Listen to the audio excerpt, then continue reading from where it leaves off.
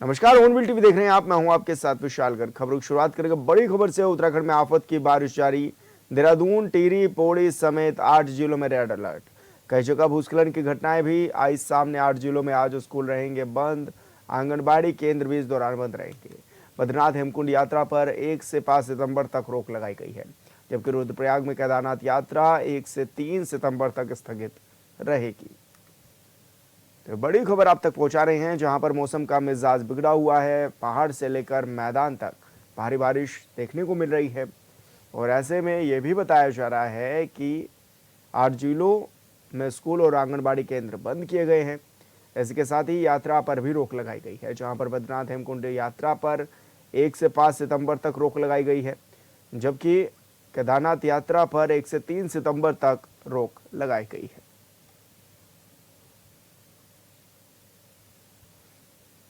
और संवाददाता योगेश आर्य हमारे साथ फोन लाइन पर जुड़ गए हैं। योगेश, क्या कुछ जानकारी मिल रही है? किस तरह की अभी व्यवस्थाएं हैं प्रशासन के द्वारा जो संभाली जा रही हैं, और अभी मौसम का मिजाज कैसा रहने वाला है? देखिए विशाल, मौसम का अगर मिजाज की हम बात करें तो उत्तराखंड में अभी भी मौसम के तेवर जो है वो तल्ख नजर आ रहे हैं, और ऐसे में अगस्त की जो बारिश है वो लगातार जारी है।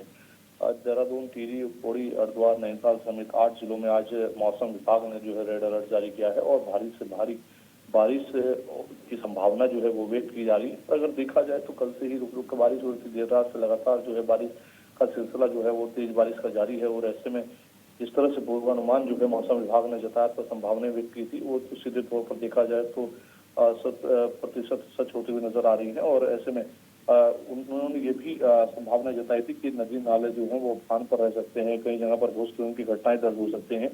तो इस तरह की अगर स्थिति को देखा जाए तो पहाड़ी इलाकों में इस तरह के मामले भी सामने निकल कर आ रहे हैं।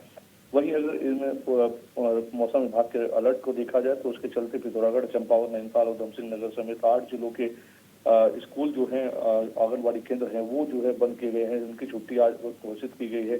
चमोली प्रशासन ने हालांकि जिस तरह से बरसात हो रही है उसको देखते हुए बद्रीनाथ हेमकुंड यात्रा पर 1 से 5 सितंबर तक रोक लगाई है, और इसके अलावा अगर रुद्रप्रयाग की बात करें तो केदारनाथ यात्रा पर 1 से 30 सितंबर तक जो है स्थगित उनकी यात्रा को किया है, क्योंकि बरसात लगातार देखने को मिल रही है, मार्ग अवरुद्ध हैं, और ऐसे में स्थिति जो है ठीक नहीं है। हालांकि मार्गों को खोलने के लिए लगातार जो है भारी बरसात की चुनौती के बीच जो है टीम डटी हुई है, लेकिन उसके बावजूद भी लगातार जो है बरसात हो रही है, चुनौती सामने आ रही है। इसलिए प्रशासन जो है वो लगातार अपील कर रहा है कि अनावश्यक यात्रा से बचें और सतर्क रहें। जी विशाल। लेकिन ऐसे में जो यात्री पहुंच रहे हैं या फिर उत्तराखंड में हैं, उनसे क्या कुछ अपील भी की जा रही है? और इन दिनों क्योंकि रास्ते भी काफी बाधित होंगे योगेश, तो उसको लेकर क्या कुछ अपडेट है आपके पास? देखिए विशाल, अगर देखा जाए तो बड़ी मात्रा में जो मार्ग हैं वो अवरुद्ध हैं, और उन्हें खोलने के लिए लगातार बीआरओ की टीम हो और लगी हुई है, चाहे लोक निर्माण विभाग की टीम हो, जेसीबी वहां पर तैनात की गई है, मलबे को हटाने का प्रयास किया जा रहा है। और जिस तरह से तस्वीरें सामने आ रही हैं कि कहीं जगह देखने को मिल रहा है कि गाड़ी के ऊपर बॉर्डर्स आ गए, वहां पर जो है दुखद हादसा हुआ है। तो इस तरह की तस्वीरें लगातार सामने आ रही है। उन तस्वीरों को देखते हुए इसलिए लगातार प्रशासन जो है लोगों को सतर्क रहने के लिए अपील कर रहा है, अनावश्यक यात्रा न करे उसके लिए अपील कर रहा है। और जो यात्रा पर निकल चुकी है उनसे भी कहा जा रहा है कि वे सुरक्षित स्थानों पर रहें, सुरक्षित स्थानों पर रहकर ही अपनी यात्रा को आगे बढ़ाएं। और एनडीआरएफ, एसडीआरएफ जो टीमें इन यात्राओं को चलाने के लिए जो लोग आ रहे हैं उनको आगे भेजने के लिए, सुरक्षित स्थानों से निकालने के लिए जिस तरह काम कर रही है वो बिल्कुल तारीफ काबिल है, क्योंकि ऐसी चुनौतियों के बीच एनडीआरएफ, एसडीआरएफ, सेना के जो अधिकारी हैं, कर्मचारी हैं, वो लगातार डटे हुए हैं। और कहीं ना कहीं सेना जो है वो अपना पराक्रम दिखा रही है कि किस तरह से जो है मार्ग, अगर कहीं इस तरह की चुनौती आती है तो वहां पर रेस्क्यू करना हो। तो तमाम चीजें सामने हैं, और चुनौती अभी भी है, क्योंकि माना जा रहा है कि इस अभी ये जो बारिश का दौर है वो जारी रहने वाला है, और अभी जो है कई चुनौतियां सामने आएंगी। और अगर नदियों के उफान की बात करें तो गंगा नदी भी उफान पर है, अलकनंदा भी जो है अपना रुद्र रूप दिखा रही है। उधर यमुना नदी का भी अगर हम बात करें तो करीब 3 लाख से क्यूसेक पानी जो है अग्निकुंड बैराज पर इकट्ठा हुआ, तो वो छोड़ना पड़ा, और जिसका सीधा असर देश की राजधानी दिल्ली पर भी पड़ता हुआ नजर आएगा। तो यानी कि अगर ओवरऑल देखा जाए तो पहाड़ी इलाकों की बारिश जो है वो जहाँ पहाड़ी क्षेत्रों में जो है कहर मचा रही है, तो वही उसका जल स्तर बढ़ने से मैदानी इलाकों में भी जो है उसका असर सीधे तौर पर देखा जा सकता है। जी बिल्कुल योगेश, बहुत शुक्रिया आपका तमाम जानकारी साझा करने के लिए। बिहार के दरभंगा जिले में प्रधानमंत्री मोदी की मां पर अभद्र टिप्पणी करने पर बीजेपी सरकार आक्रोश में है। वहीं देहरादून में बीजेपी महानगर की ओर से आक्रोश प्रदर्शन किया गया, जहां पक्ष और विपक्ष दोनों आमने सामने आ गए। वहीं कांग्रेस ने बीजेपी सरकार का पुतला भी फूका, तो इस दौरान पुलिस भी पूरी तैयारी के साथ अपने कार्य का निर्वहन करती हुई नजर आई। वहीं वक्फ बोर्ड उत्तराखंड के अध्यक्ष शादाब शम्स ने कहा है कि कांग्रेस अपनी निजता पर चुप्पी साधे हुए है और बीजेपी केवल शांतिपूर्ण प्रदर्शन करना चाहती है, लेकिन कांग्रेस ने लाठी डंडा दिखाकर निजता की हदें पार कर दी है। तो वहीं दूसरी ओर कांग्रेस के प्रदेश उपाध्यक्ष सूर्यकांत धस्माना ने बताया है कि राजग तत्वों ने कांग्रेस की महिलाओं और कार्यकर्ताओं पर हमला किया है। साथ ही उन्होंने कहा है कि वोट चोरों के खिलाफ हमारा संघर्ष जारी रहेगा।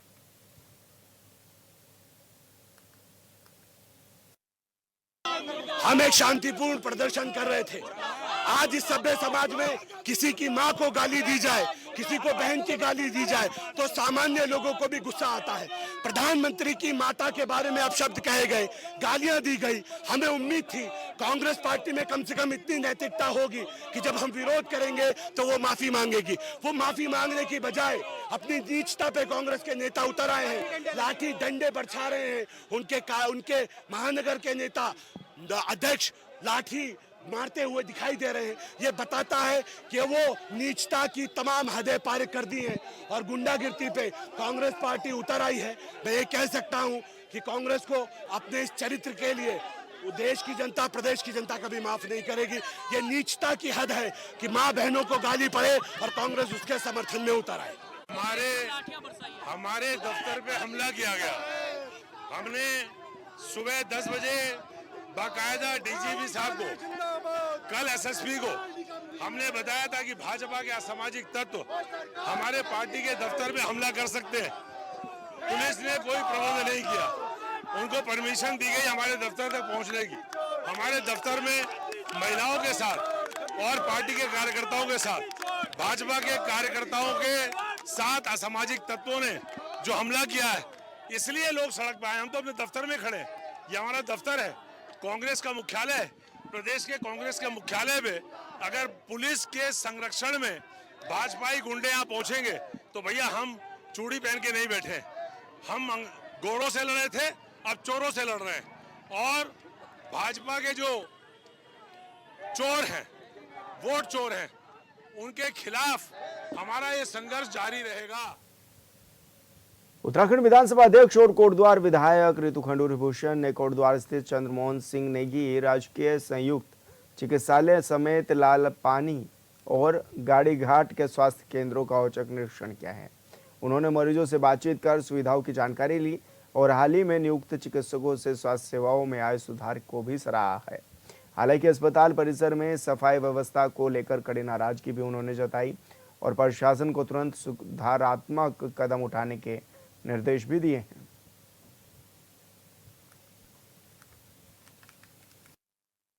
अभी हमने बैठक की।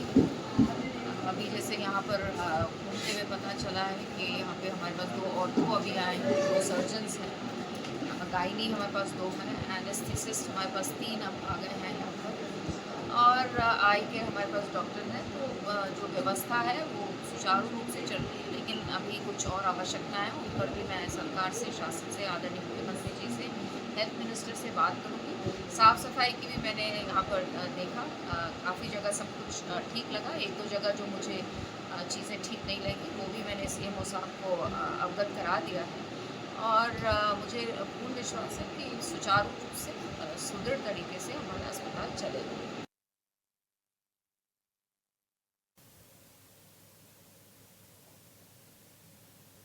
उत्तरकाशी में नवनियुक्त जिला पंचायत अध्यक्ष, जिला पंचायत सदस्यों का शपथ ग्रहण समारोह आयोजित किया गया। इस मौके पर जिलाधिकारी, जिला निर्वाचन अधिकारी प्रशांत आर्या ने जिला पंचायत के नवनिर्वाचित अध्यक्ष को सोमवार को पद और गोपनीयता की शपथ दिलाई। रामलीला मैदान, विकास भवन, लदाड़ी में आयोजित शपथ ग्रहण समारोह में नवनिर्वाचित जिला पंचायत अध्यक्ष रमेश चौहान ने पद और गोपनीयता की भी शपथ ली है। आज इस शपथ ग्रहण के बाद हम विधिवत रूप से अपना काम शुरू कर रहे हैं। भगवान का शक्ति दे, हम अपने कर्तव्यों का निर्वहन ठीक प्रकार से कर सकें। निश्चित रूप से अपना जो जनपद है वो आपदा की दृष्टि से संवेदनशील तौर पर और अभी पूरा जिला आपदा से जूझ रहा है। निश्चित रूप से हमारी बहुत बड़ी जिम्मेदारियां हैं। यहाँ का चिकित्सा, स्वास्थ्य, शिक्षा और यहाँ की जो कनेक्टिविटी है सड़कों की वो सुचारू रहे। ये क्षेत्र बागवानी का भी जनपद है। यहाँ के बागवानों की जो तैयार फसल है समय से मंडी तक पहुँच जाए, उसकी डिलीवरी हो जाए, लोगों का जनजीवन सामान्य रहे, इसके लिए हमको कमर बांध करके काम करने की जरूरत है। अध्यक्ष जी, उत्तरकाशी जिले में 3 विधायक हैं, एक अनुपस्थित, बुलाए नहीं गए, आए नहीं बुलाए गए हैं और दूरभाष पर भी उनसे मेरा संपर्क हुआ है और पूरा जनपद आपदा से त्रस्त है, मार्ग अवरुद्ध हैं, जगह जगह वो निकले भी थे, इसलिए वो यहाँ पर उपस्थित नहीं हो पाए। उनकी शुभकामनाएं हमारे साथ हैं। सबके लिए बहुत अच्छा हुआ है कि पहली बार इतिहास में जनपद उत्तरकाशी में हमारे जो जिला पंचायत के जो अध्यक्ष हमारे बहुत ही ऊर्जावान नेता भाई रमेश चौहान निर्विरोध अध्यक्ष बने हैं और ऐसी हमारे दोनों ब्लॉकों में निर्विरोध प्रमुख बने हैं। तो ये हम सब के लिए सौभाग्य और मुझे पूरा विश्वास है कि पंचायतों के अंदर ईमानदारी से पंचायतों को आगे बढ़ाने के लिए, अपने ब्लॉक और जनपद को आगे बढ़ाने के लिए हमेशा हमारी पंचायतें काम करेगी और मुझे रमेश चौहान पर पूरा विश्वास है। पूरी टीम को बहुत बहुत बधाई और शुभकामनाएं लेता हूँ सभी जिला पंचायत अध्यक्ष, उपाध्यक्ष और उनके सम्मानित सदस्यों को। और आज ये गर्व का दिन है कि पहली बार 65 साल में उत्तरकाशी जिले को बने हुए पहली बार जो एक निर्विरोध जिला पंचायत अध्यक्ष जो अपनी शपथ ले रहा है, ये हमारे लिए भी गर्व की बात है। और जिला पंचायत पूरे जिला पंचायत और मैं खास करके इसका अगर श्रेय है तो सभी सम्मानित जिला पंचायत लोगों को देना चाहता हूँ कि जिन्होंने एक ऐतिहासिक जो है फैसला लिया और आज हमारा जिला पंचायत अध्यक्ष। उत्तराखंड हाईकोर्ट में 14 अगस्त को हुए नैनीताल जिला अध्यक्ष उपाध्यक्ष पद के चुनाव में हुए बवाल, 5 सदस्यों के अपहरण और चुनाव में डाले गए एक मतपत्र में ओवर राइटिंग की शिकायत और जिला पंचायत चुनाव में रीपोलिंग को लेकर दायर याचिका पर सुनवाई हुई। मामले की सुनवाई के बाद कोर्ट ने याचिकाकर्ता के 1 सप्ताह में जवाब दाखिल करने के लिए भी कहा है। मामले की सुनवाई के लिए कोर्ट ने 9 सितंबर की तारीख भी तय की है। नहीं, मुख्यतः आज जो केस जो लगा था वो ये जो जिला पंचायत के चेयरमैन एक पूनम बेस्ट के नाम से एक पिटीशन थी कि रीपोल किया जाए, इसमें जितनी गड़बड़ियां हैं, धांधलियां हुई हैं, उसको मद्देनज़र रखते हुए दोबारा पोलिंग किया जाए। वो पिटीशन आज लगी थी। उस पिटीशन में पिछली तारीख में हाई कोर्ट ने उनसे कहा था भाई चुनाव आयोग जो है बिल्कुल अपनी जो जिम्मेदारियों का निर्वहन करने में वो रहा, फेल रहा और इसलिए आप अपना काउंटर दो, अपने जवाब दो कि आपने क्या क्या एक्शन लिए इस पूरे घटनाक्रम में। नहीं, मुख्यतः आज जो टिहरी जिले में जिला पंचायत अध्यक्ष, उपाध्यक्ष और सदस्यों का शपथ ग्रहण समारोह जिला पंचायत कार्यालय सभागार में संपन्न हुआ। इस अवसर पर टिहरी सांसद माला राज्य लक्ष्मी शाह, कई विधायक और जनप्रतिनिधि शपथ ग्रहण में समारोह में उपस्थित भी हुए। वहीं जिलाधिकारी नितिका खंडेलवाल ने नवनिर्वाचित जिला पंचायत अध्यक्ष इशिता सजवान और उपाध्यक्ष मान सिंह रोतेला को पद और गोपनीयता की शपथ भी दिलाई। उसके बाद जिला पंचायत अध्यक्ष इशिता सजवान ने उपस्थित सभी नवनिर्वाचित सदस्यों को शपथ दिलाई। दरअसल समारोह में कुल 45 सदस्यों में से 43 सदस्यों ने शपथ ली। वहीं मुख्य अतिथि टिहरी माला राज्य लक्ष्मी शाह ने कहा है कि युवाओं को राजनीतिक क्षेत्र में आगे आकर काम करना चाहिए और समाज को नई दिशा देनी चाहिए। और हिमाचल में पूरा जगह जगह है, हमारे उत्तराखंड में बहुत ही ज़्यादा इस बार हुआ है। केंद्र सरकार अपनी तरफ से पूरा हेल्प कर रहे हैं, हमारी यहाँ की सरकार, धामी सरकार भी पूरी तरह से ध्यान देकर और सभी तरह से मदद कर रहे हैं और मुझे सभी लोग मदद कर रहे हैं और अपने अपने तरह से। और मुझे ये कहना है कि आज के दिन में भगवान से बढ़कर कोई नहीं है। जिस तरह से याद आ रहे हैं, पता नहीं क्यों, क्या बात है, क्यों ऐसा हो रहा है। और मैं ये ज़रूर कहना चाहूँगी कि आगे भी हमें सिर्फ सड़कों बनाने का ही विचार और घर घर तक सड़कों ले जाने का विचार ये हमें सोचना चाहिए, क्योंकि हमारे पहाड़ बहुत वीक है और किस तरह से प्लान बना कर चले,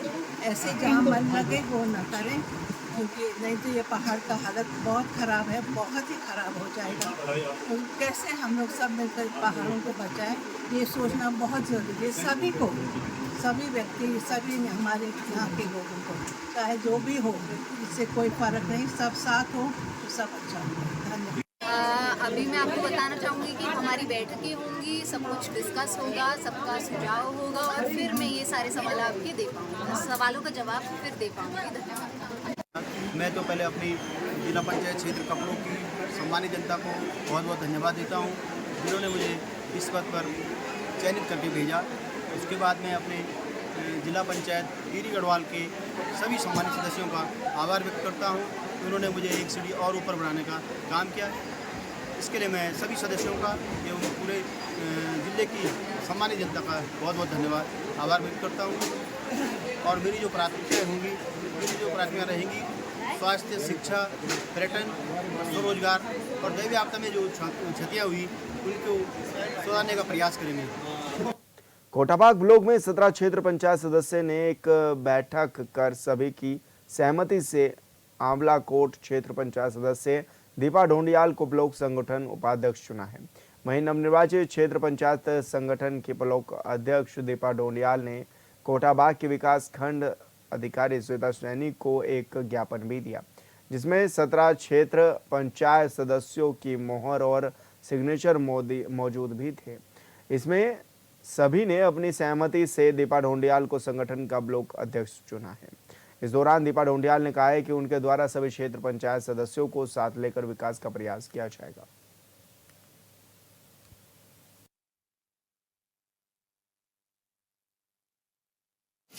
नमस्कार, मैं दीपा ढोंडियाल क्षेत्र पंचायत सदस्य आंवलापुर से। मैं सारे क्षेत्र पंचायत सदस्यों का आभार प्रकट करती हूँ और उनको धन्यवाद करती हूँ कि उन्होंने जो है मुझे क्षेत्र संगठन का ब्लॉक अध्यक्ष बनाया। और 29 को हमारी शपथ ग्रहण हुई, 30 तारीख को हमारी बैठक हुई। बैठक के बाद उन्होंने मुझे जो है सब लोगों ने मिलकर, क्षेत्र पंचायत सदस्यों ने मिलकर जो है क्षेत्र पंचायत सदस्य संगठन ब्लॉक अध्यक्ष बनाया। योजनाएं तो हम लाएंगे और अपने क्षेत्र पंचायत की जो सदस्य हैं उनका काम कराएंगे और गांव का विकास होगा और क्षेत्र का विकास होगा।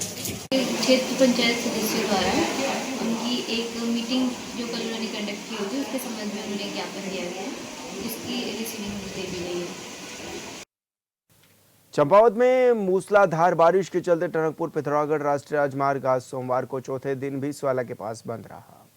राजमार्ग बंद होने से जिले की यातायात व्यवस्था पूरी तरह से प्रभावित हो चुकी है। कई वाहन रास्ते में फंस गए हैं। राजमार्ग बंद होने से जिले की यातायात व्यवस्था पूरी तरह से चरमरा गई है। उत्तराखंड परिवहन निगम की बसें भी खड़ी हो गई हैं, जिस कारण परिवहन निगम को भारी नुकसान हो चुका है।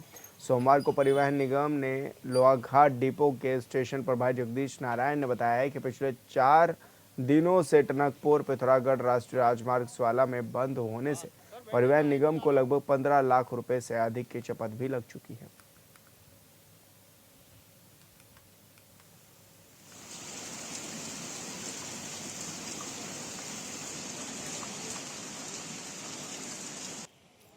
आज चौथा दिन है सजी जो है बंद हुए और 3 दिन जो हो चुके हैं, चौथा दिन अभी है। और इसमें जो है डेली के हिसाब से लगभग 15-16 लाख के लगभग तो हमारा विभाग का नुकसान है ही। तो यात्री भी डिस्टर्ब हैं इधर के उधर सब कुछ। और टनकपुर और पिथौरागढ़ का जो तो बिल्कुल ही बंद है। आज ये सुनने में आ रहा है, अभी 10-15 मिनट पहले न्यूज है कि जो है राष्ट्रीय मार्ग ये देवी द्वारा वाला ये भी बंद हो रहा है। अब ऐसी स्थिति यहाँ तो बहुत खतरनाक हो रही, बारिश अभी भी बंद नहीं है। आज एक वाहन भेजा गया वाया देवी द्वारा होके दिल्ली, वो भी यही सुनने में आ रहा है, हो सकता है रास्ते में फंस गई हो। तो आपको बता दें कि रोडवेज भी इस दौरान पूरी तरह से बाधित हो गई है और यातायात व्यवस्था पूरी तरह से प्रभावित होती हुई नजर आ रही है। संवाददाता लक्ष्मण बिष्ट हमारे साथ फोन लाइन पर जुड़ गए हैं। लक्ष्मण, किस तरह की दिक्कतें अब स्थानीय लोगों को भी होने लगी हैं, क्योंकि आवाजाही पूरी तरह से ठप नजर आ रही है? तो बताना चाहूंगा, जो लगातार 5 दिन से मूसलाधार बारिश चल रही, तो उससे जो टनकपुर से पिथौरागढ़ जाने वाली ऑल वेदर सड़क है वो स्वाला डेंजर जोन में पूरी तरीके से बंद है। इसके अलावा अन्य जगह भी सड़क संतोला डेंजर जोन में भी बंद हो चुकी, जो लगातार एनएच बंद हुआ है। तो उससे चंपावत जिले के साथ साथ पिथौरागढ़ जिला भी जो प्रभावित हुआ है। जरूरी चीजें जो है सामग्री पहुंचने में अब काफी दिक्कतों का सामना करना पड़ रहा है। हालांकि जिलाधिकारी चंपावत मनीष कुमार के निर्देश पर मशीनें लगातार एनएच को खोलने में जुटी हुई, लेकिन भारी बारिश और जो मलबा आ रहा है तो उससे जो है एनएच को नहीं खोला जा सका है। तो फिलहाल जो है एनएच आज 5वें दिन भी जो बंद हुआ है, जिससे लोगों को काफी समस्याओं का सामना करना पड़ रहा है। यातायात पूरी तरीके से जो है प्रभावित हो चुका है और साथ साथ ही जो उत्तराखंड परिवहन निगम का लोहाघाट डिपो, उसको भी 15 से 17 लाख तक के बीच की एनएच बंद होने से नुकसान हो चुका है। फिलहाल बारिश जारी है और काफी समस्याओं का सामना इस वक्त चंपावत जिला कर रहा है। जी बिल्कुल लक्ष्मण, बहुत शुक्रिया आपका तमाम जानकारी साझा करने के लिए। भगवानपुर थाना क्षेत्र के मखनपुरा गांव का वीडियो सोशल मीडिया पर जमकर वायरल हो रहा है, जिसमें नाबालिग बच्चों की दबंगई देखी गई है। दरअसल वॉलीबॉल खेलते समय मामूली विवाद इतना बढ़ा कि युवकों ने मिलकर एक युवक पर ताबड़तोड़ हमला कर दिया। वहीं हमले के बाद मौके पर अफरा तफरी मच गई। उसके अलावा पीड़ित परिवार ने भगवानपुर थाने में तहरीर दी। फिलहाल पुलिस मामले की जांच में जुटी हुई है।